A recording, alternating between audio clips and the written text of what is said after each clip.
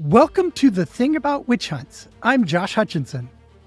I'm Sarah Jack, and today we're discussing The Crucible. The Crucible is the famous play by Arthur Miller, the American playwright. It premiered on January 10th, 1953, and Arthur Miller had previously won a Pulitzer Prize for his other famous play, Death of a Salesman, and he went on in 1956 to marry Marilyn Monroe. It is a dramatized and largely fictionalized story of the Salem witch trials. And it came out of the same era that we got the book The Devil in Massachusetts from Marion Starkey, 1949, that possibly influenced his inspiration and creativity. Yes, he came across that book happily at the time when he was ready to write this new play. And the other thing that it ties in with is the second Red Scare in America, known for McCarthyism and the House Un-American Activities Committee, or HUAC. And he directly wrote The Crucible in response to one of his friends being called to testify and to name names. And after that happened to his friend, he drove to Salem and started his research and got into all this witch trial history that he used to shape the story, even though, as you said, it is dramatized, it's fictionalized, but it's a very important allegory for injustice and witch hunting in general, going after people, labeling them as other based on some flimsy suspicions, that kind of thing. Outcasting who you perceive as traitors.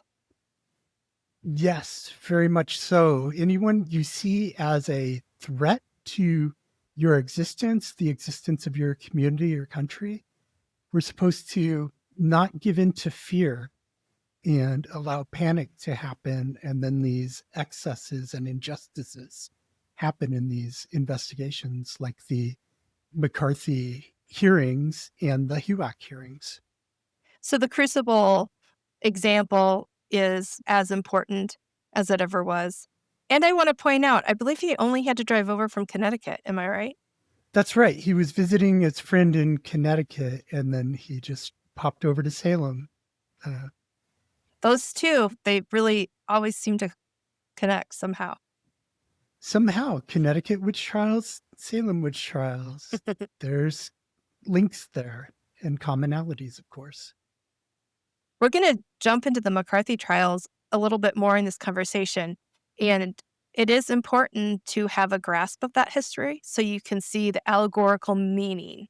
Like the witch trials, the McCarthy trials are made up of individuals and their stories of accusations and injustices. So the Crucible has been seen extensively in live theater. There's been multiple film and television adaptations. It's also satirized in several other newer plays about the Salem witch trials, such as Witches in Salem. And it's evaluated in John Proctor is the Villain. And we have episodes of The Thing About Witch Hunts about both of those. One is coming up and the other we've already done. So go check it out. And I personally got to see a high school production of Witches in Salem. Speaking of high school, many people know about the Salem witch trials through reading The Crucible in high school English or literature classes and performing it in their theater class or drama club. So a lot of people get exposed to it. That's probably why the Salem witch trials are so well known in this country and even abroad. The Crucible runs, in large theaters in London at times. It's on the stage right now in a Georgia high school. Oh, wait, it's not on that stage now. Oh, yeah. Fannin County High School in Fannin County, Georgia, north of Atlanta. I guess some of the adults in the community felt that the Crucible is a bit demonic, which, having watched it a number of times and read it, I wholeheartedly disagree. I think it's a very important lesson for everybody. We've talked on this podcast a number of times about how we need to draw lessons from the witch trials and apply them today. And the Crucible is really a helpful tool in learning, what fear does to people and how these investigations and injustices can happen when people enter a panic or a frenzy of fear. It's in the news if you want to know more about how things are going for the Crucible in Fannin County. Yes. Which I find that it's happening in a small North Georgia town. Very interesting, because one of the plays that we've recently discussed on the thing about witch hunts, John Proctor is the villain. We talked about that with Professor Jane Barnett. And the playwright there, Kimberly Bellflower, is from a small town in North Georgia.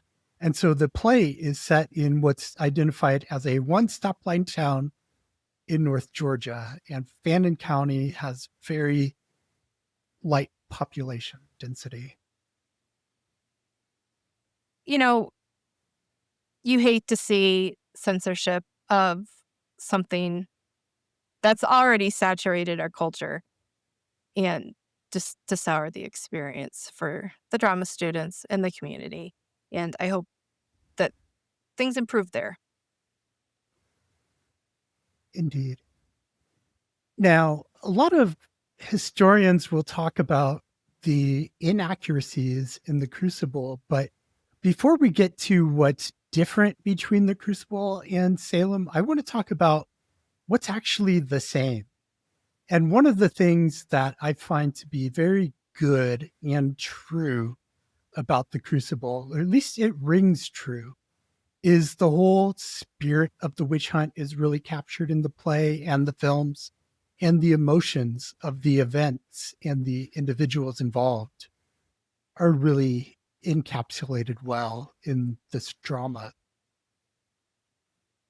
The magistrate Danforth, who is representing all of our magistrates from 1692-93 in one embodiment, has a great quote. Quote, "The devil will not rule over 1 single inch of Massachusetts." And that encapsulates the existential threat that was feared. Yes, it's true, as appears in the writings of Cotton Mather, that there was a panic about the devil conquering the church and the state in the New England colonies. Another thing I find very accurate about the Crucible is the reasons that are given for accusations. You see very clearly dramatized cause and effect. So and so gets mad at neighbors for animals eating up her food and says, you all go to the devil. And that's interpreted as a curse. So she's arrested. Just all these different accusations that are shown in the Crucible have some basis in real accusations from 1692. Crowded courts. We know from lots of great records and literature and nonfiction how crowded the space was where they were examining the alleged witches, how crowded the spaces were where the afflicted girls were being afflicted. The courts were full of commotion and noise, and there was all these personalities clashing. I mean, it was just chaos. A lot of, like what we see in the Crucible. Yeah, from the first examination right through the last trial, the afflicted people were present in court as they are in the Crucible and making all kinds of noise, fainting, getting pricked by pins, they say, all these different things happening, these fits that are used as some of the evidence against the alleged witches. This, what is happening in the courtroom, is actually what the accused end up being indicted for. They're not indicted for anything that happens before they get arrested. They're indicted for what happens during their examination in the meeting house in Salem Village, in the townhouse in Salem, sometimes in a tavern. These examinations were held in various locations, but they were always crowded and always full of this noise. One of my favorite scenes that it is in the Crucible and it's also in the newer play, which is in Salem, and pretty much right out of the examinations is the spectral attacks and images in the examination, like in the court. So you've got the evil birds. You've got when they turn on Mary Warren and they see her specter. Like I feel like that really helps capture the high intensity of what the afflictions were doing and, just thinking about those accused persons sitting there, you know, having this happen around them and they're to be blamed for it. Yeah. And the Mary Warren, I'm so glad you brought Mary Warren up, because the Crucible is historically accurate to a degree in the portrayal of Mary Warren. She did work for the Proctors, and early on, she was an afflicted person, but then she changed her mind temporarily. And when she changed her mind and said that the accusers, the afflicted persons, were making up these things about the specters that happened in both real life and the Crucible, the afflicted people turned on her and she got accused, and she actually got arrested in real life and thrown in jail for a little while until she switched sides again and worked for the afflicted, accusing other people. So we've discussed a lot of the similarities between the Crucible and the real life Salem witch trials. Now we want to talk a little bit about what's different. One thing that clearly stands out when you watch the Crucible is that the timetable is all shifted and it's compressed. So things happen a lot quicker. And this is basically just for story purposes. You're telling this in a 2-hour period, trying to condense the whole Salem witch trials. So of course they've got to, cut out most of the days that happen and make it all fit. Another really fundamental difference between the real Salem witch trials and the Crucible, it comes down to the confessions. In the Crucible, confessing saves your life.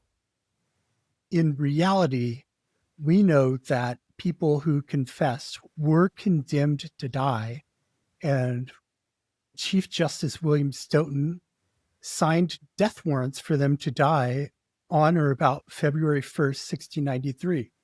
But they survived because Governor William Phipps issued a last-minute reprieve. So it's basically, that governor pardoning or granting clemency to the death row inmate at the last minute. Yeah, Kind of so thing. it's not our opinion that confessions didn't save their lives. It's literally in how it played out. Because there is some books and articles, and people do often still convey the story with these confessions saving lives, but that is a strictly Crucible element. It isn't from the real story.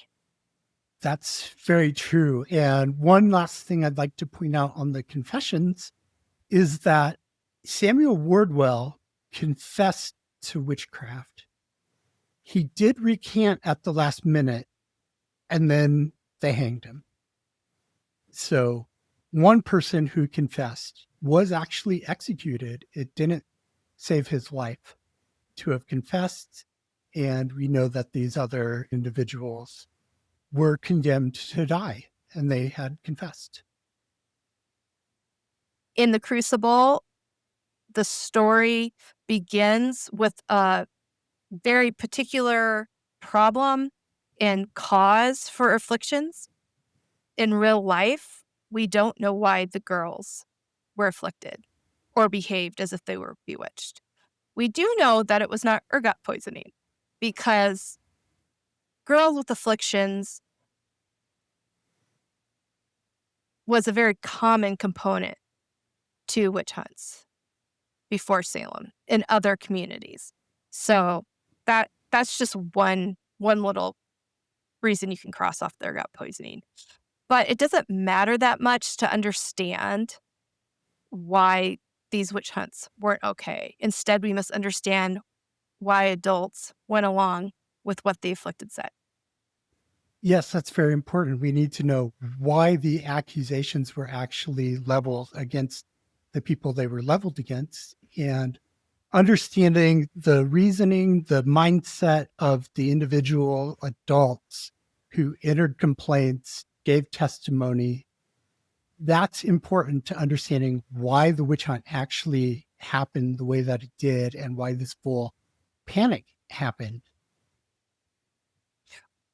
As we talked about, the beginning of the Crucible is different than the beginning of the suspicions of witchcraft in Salem Village in 1692. In the Crucible, the girls are bewitched because minister Samuel Parris finds them dancing in the woods around a kettle or cauldron, and there's something boiling in there. And he believes that magic is being done, that Tituba in particular is teaching some form of voodoo magic to the children. And we know that is nowhere in the record that Tituba ever practiced any form of magic other than the English witchcraft that she followed at the behest of Mary Sibley in late February of 1692 when she baked the witch cake.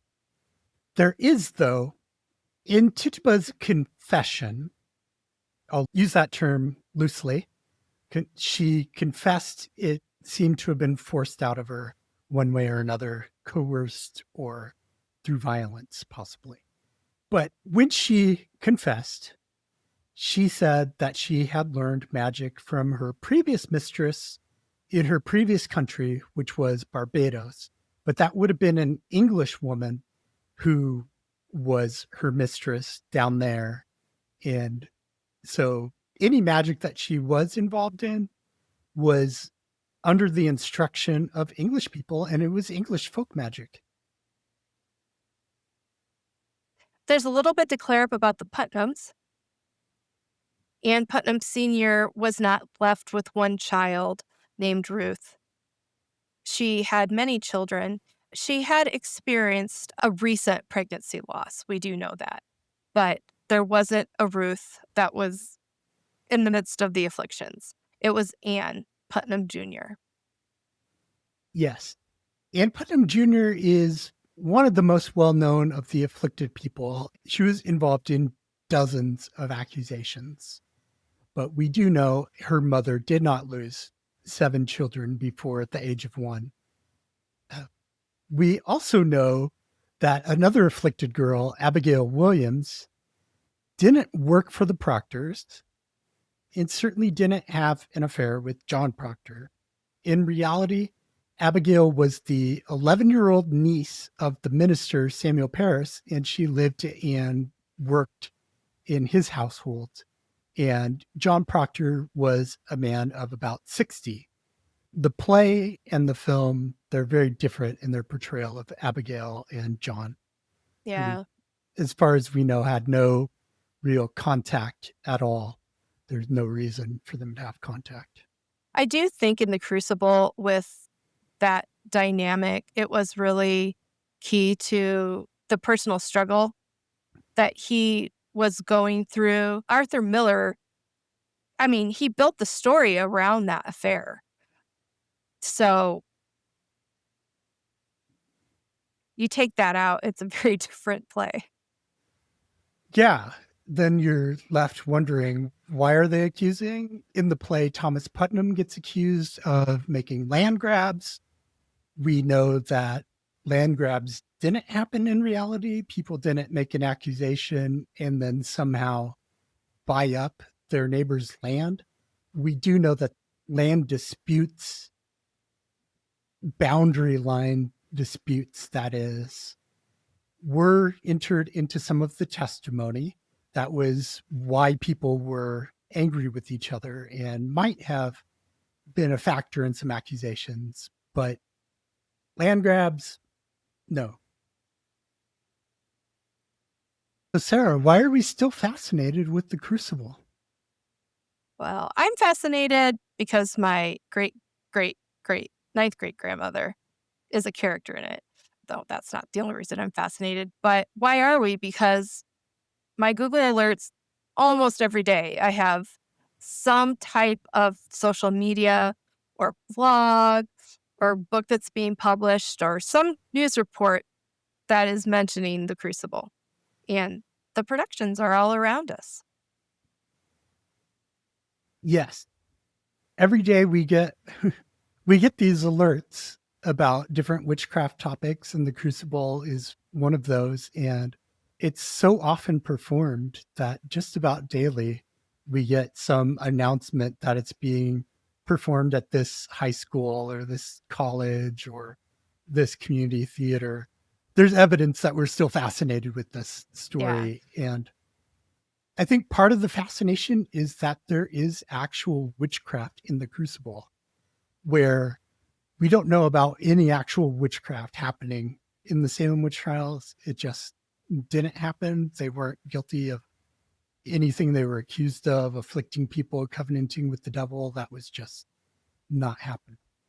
Uh, Yeah, we recently did an episode over on the thing about Salem, about the Salem puppets. And they were used in the courtroom to egg on the afflictions of the girls.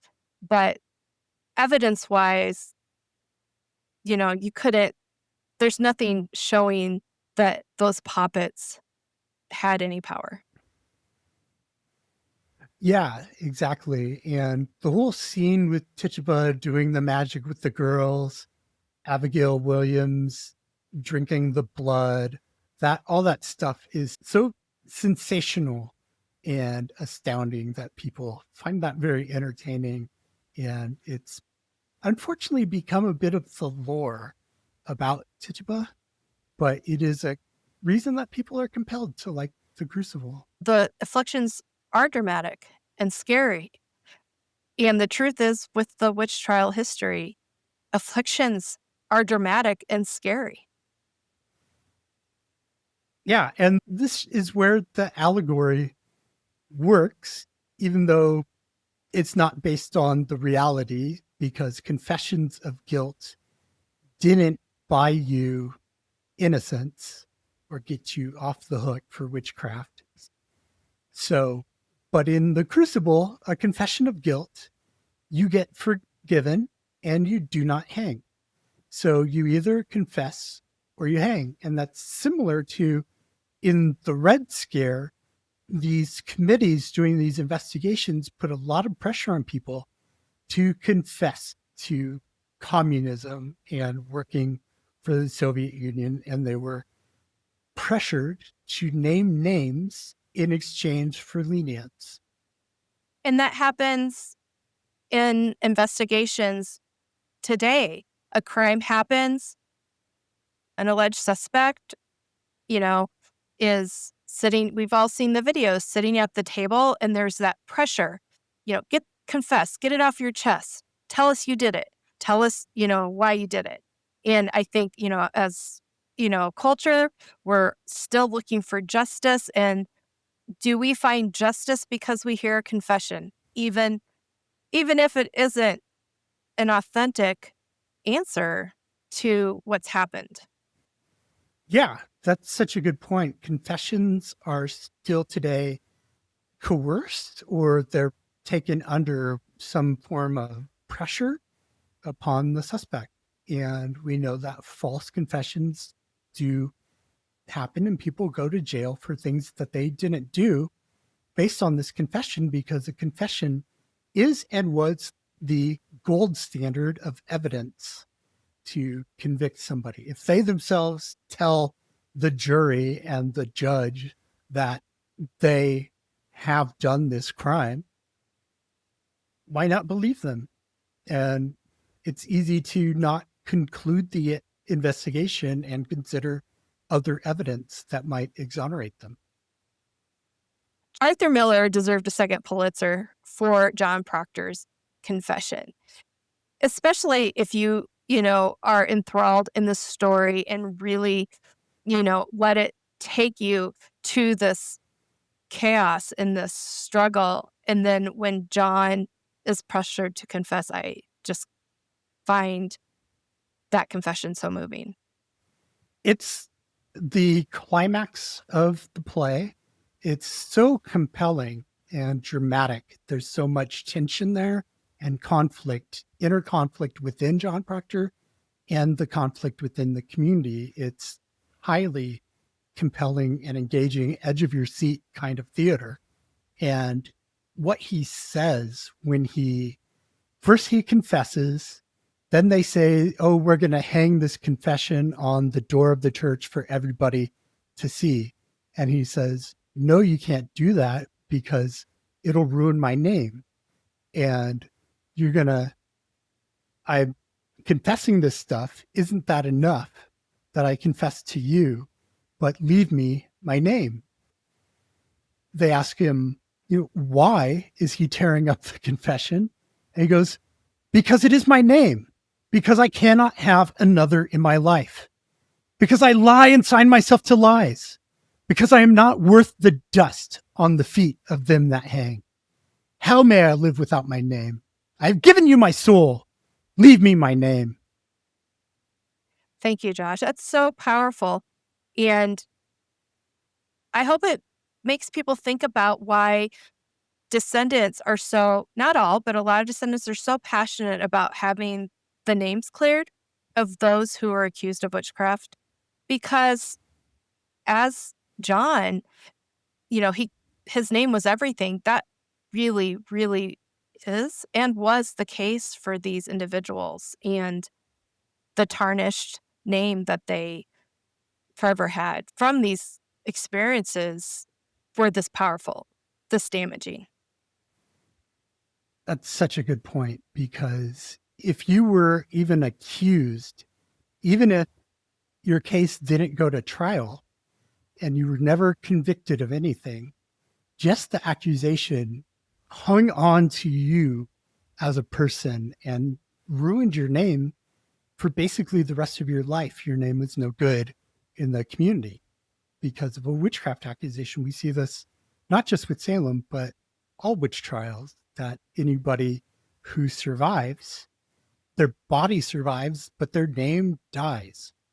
And that's what John was so afraid of, that his name was going to die when he gave in this confession.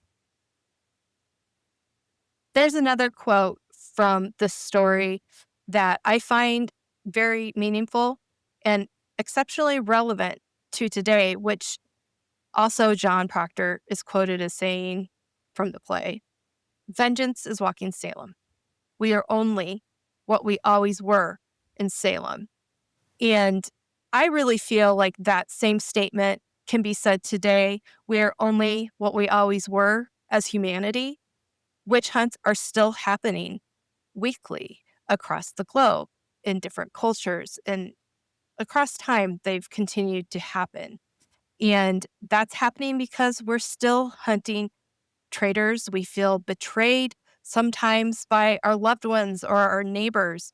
And when that involves the fear of a curse due to many of the same things that we see in history, sickness of children, crop failure, you name it, it goes back to this, that we always that we are only what we always have been. And that's why we still are seeing innocent people accused of witchcraft crimes that they're not committing.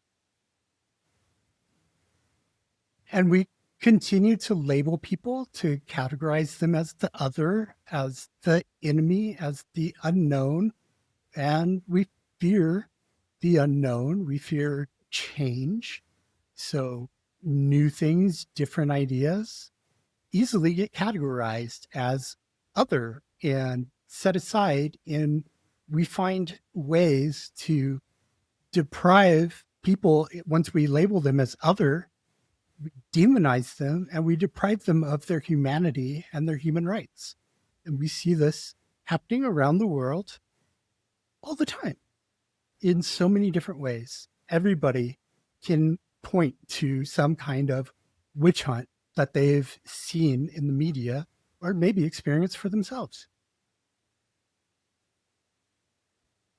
So we've mentioned that the Crucible is an allegory for the Red Scare. Indeed, it's the second Red Scare that it's an allegory for. There was a first Red Scare in America at the end of World War I. This was largely in response to the Bolsheviks overthrowing the Tsar in Russia and implementing the communist system of the Soviet Union. And there was widespread fear around the world, but especially in the United States, which was becoming a superpower at the end of World War I. We'll have more about these Red Scares in future episodes. I just want to summarize a little bit about this second Red Scare, which is also known as McCarthyism or the McCarthy era. And really, it started before McCarthy became prominent. And in 1947, President Harry Truman signed an executive order that required that all federal civil service employees were screened for loyalty.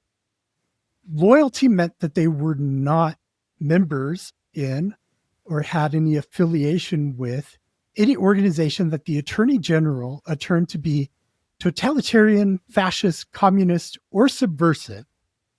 Or if they were advocating, or their organization that they were associated with advocated for the denial of constitutional rights by other persons, or they sought to alter the form of government by unconstitutional means.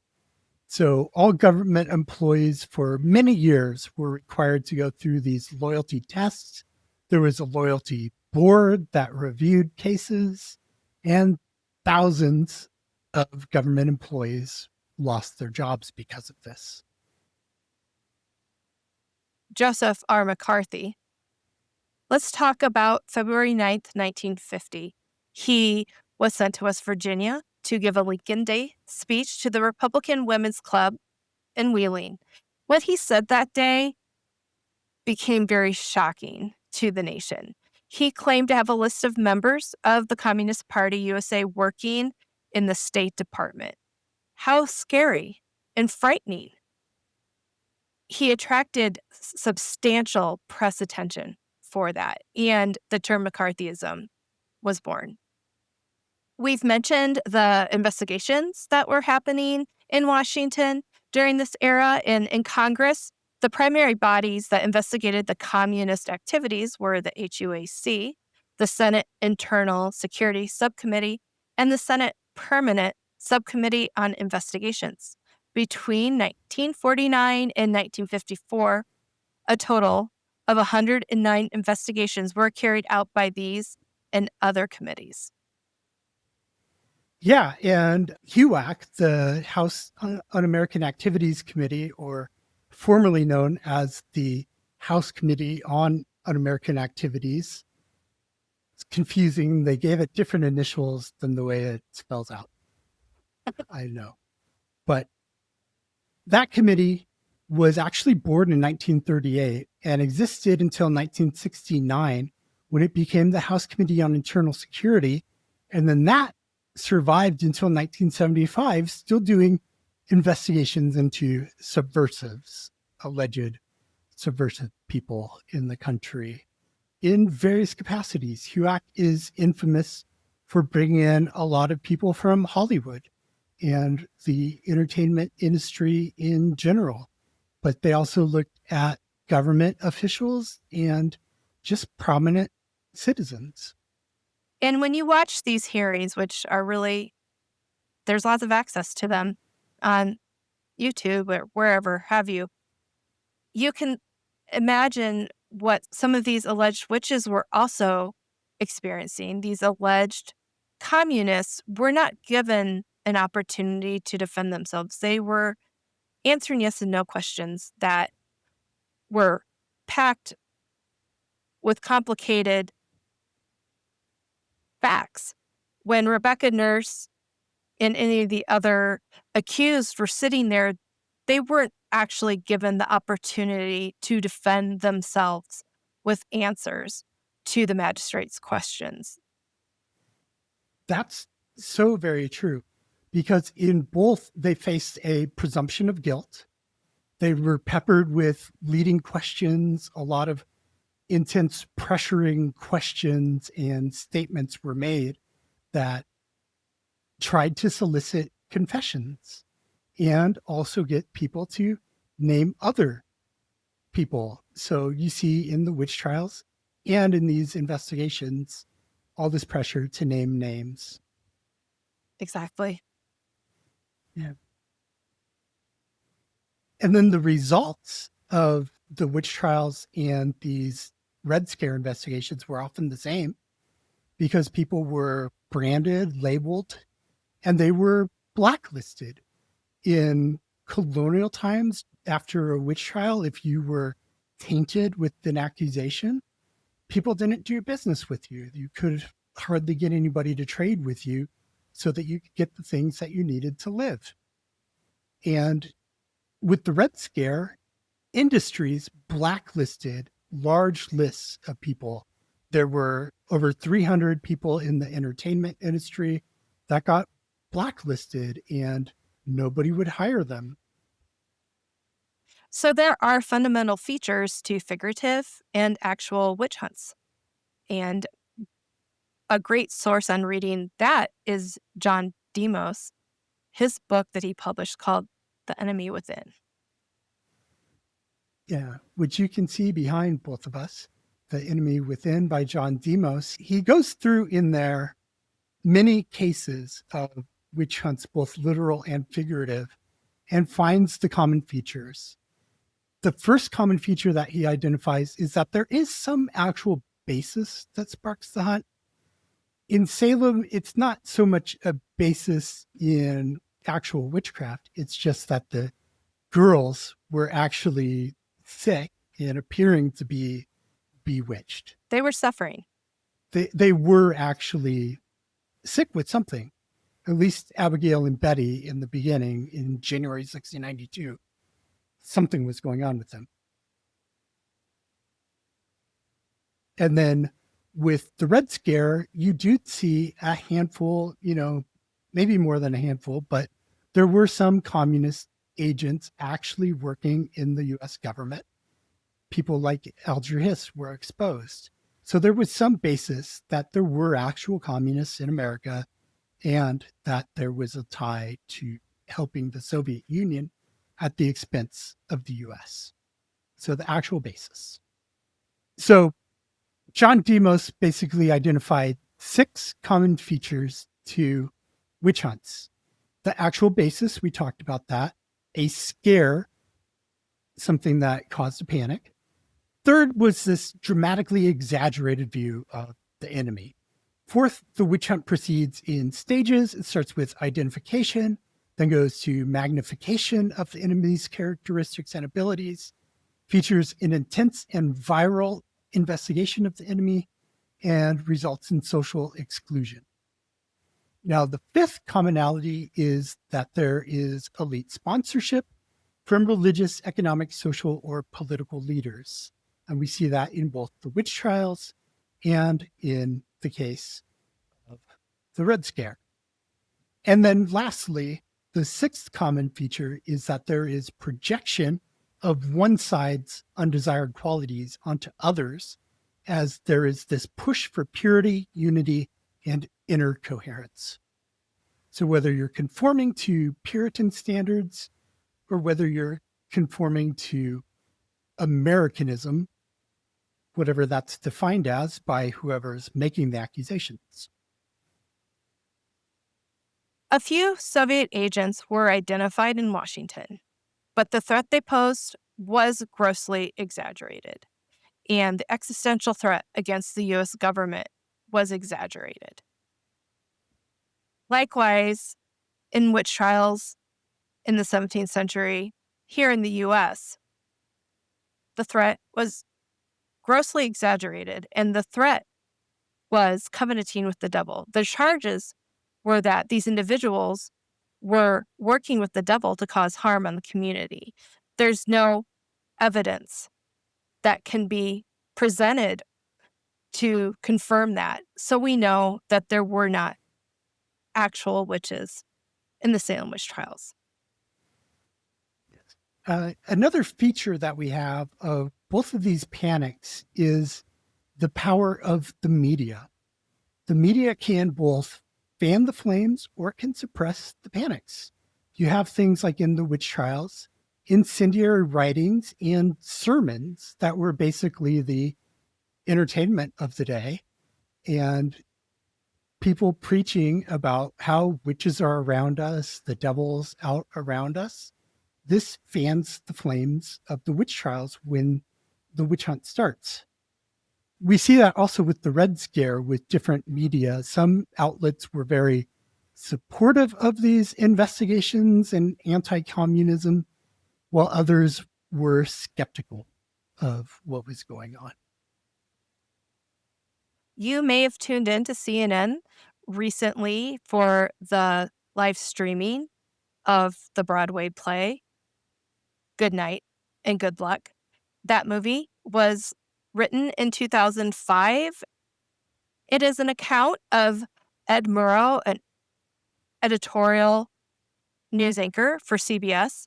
And Ed is known for calling McCarthy out on specific accusations and procedures. In one of his news reports, Ed Murrow is quoted as saying something that I find very valuable. He said, "We can deny our heritage and our history, but we cannot escape responsibility for the result." And that is something that we all do experience, not being able to escape the responsibility of our actions. And we know that Edward R. Murrow was right about McCarthy. McCarthy was full of it. His accusations were proven to be false. And on December 2nd, 1954, the Senate actually voted to censure McCarthy. The vote went 67 to 22. So overwhelmingly, the Senate decided that this guy was wrong and he deserved some kind of punishment. After the censure of McCarthy, his downfall, the committees that were doing these investigations kind of lost their luster, but they still continued. And Arthur Miller was actually called in to testify to the House Un-American Activities Committee in 1956. And he brought his soon-to-be bride, Marilyn Monroe, with him, so that made a big splash. Joseph R. McCarthy died on May 2nd, 1957. But as we mentioned, these investigations continued in the Congress for a while, though they never were as impactful or powerful as they were in the Red Scare. Thank you for joining us today as we peel back many, many layers of the Crucible. Maybe you have an ancestral tie too to the Salem witch trials, or you've performed the Crucible, or maybe you have ancestral ties to the Red Scare. What is that story? Is that a story that needs to be told? We would love to hear about it, and we'd love for you to use your platform to tell those stories. So thank you so much for joining us for this episode of The Thing About Witch Hunts. As we mentioned, this is the first in a series about the Crucible, So we will get into more detail in future episodes about specific topics. Check out our latest episodes on our new podcast, The Thing About Salem. Good night. And good luck.